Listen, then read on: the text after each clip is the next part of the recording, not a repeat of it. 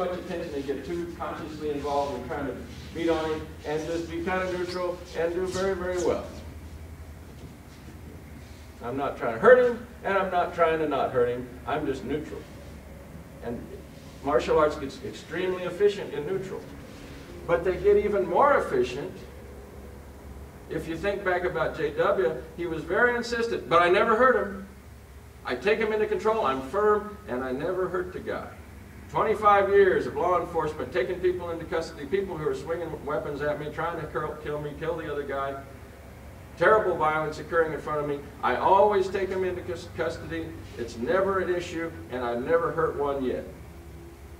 What's he saying there? He's telling us two things. He's telling us his history, which is impressive as hell, but two, he's saying what internal thing is going on in him as that's going on. Don't hurt him, which is already a plus sign.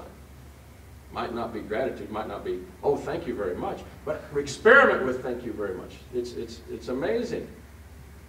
If the problem is coming at you and you're redefining it as it's coming at you as thank you very much, I appreciate that. That's lovely. Thank you, thank you. That's very so nice. Oh, don't hurt yourself. Ah, good. When you start exuding that, and you can turn it on and off, it's a choice. That's what Buddhism says. That's what Zen says, at least, is that we get to choose a lot of what we're doing with our brains. We tend to walk through life in our conditioned reflex responses thinking that what's going on in my brain is something I got no choice over. I get a stimulus and I immediately flash into anger. Well, yeah, too late. You jumped into negative. That's right. It was a little late. If you get very sensitive to yourself, you'll probably feel it coming. There's a little tiny gap and you may get to make a choice. And if you do it repetitively, you'll learn to catch on earlier. And if you can train yourself consistently long enough, you'll make new conditioning.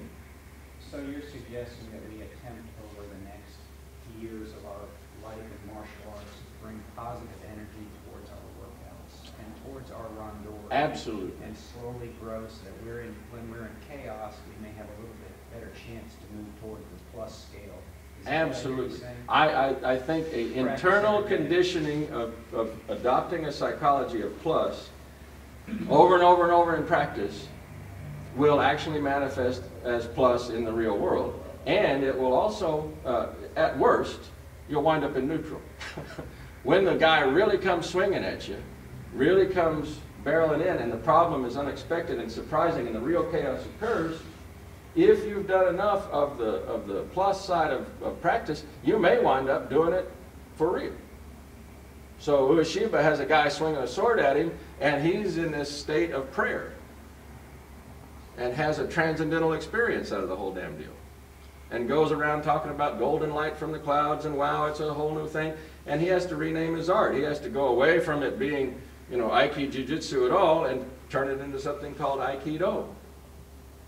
So yeah, I suggest that if you imbue your practice of Randori and imbue your practice of Kata with an internal psychology, not of problem solving, not of fighting the guy, not of, oh, you're going to get me, well, I'm going to get you.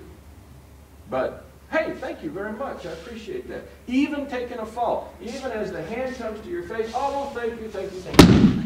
All the way to the floor. Thank you, floor. It will alter your whole play. It will alter your uke, it will alter your tore, it will alter everything. Yeah. And that's what I'm suggesting. Exactly. Because you'll develop a different relationship. We think about martial arts as if it's me versus him. That I am an autonomous person, and he's an autonomous person, and we are separate, and this dualism in conflict. Yin and yang. Like the two tigers fighting. The black one and the white one. They're just tumbling around fighting each other. And we fail to embody and embrace the whole yin-yang, the whole circle, the whole spherical element of that. The whole fact that what we're really doing is dancing in a dynamic human relationship. And sometimes it's very functional, and sometimes it's very dysfunctional. But we have a responsibility of the energy we bring to that relationship. And we often are not cognizant of that. We often just bring in whatever energy we happen to be carrying around from, you know, when great aunt so-and-so said, "Oh, you look like shit, kid. What's wrong with you? Yeah, get your hair cut." And we're still carrying aunt so-and-so pissing us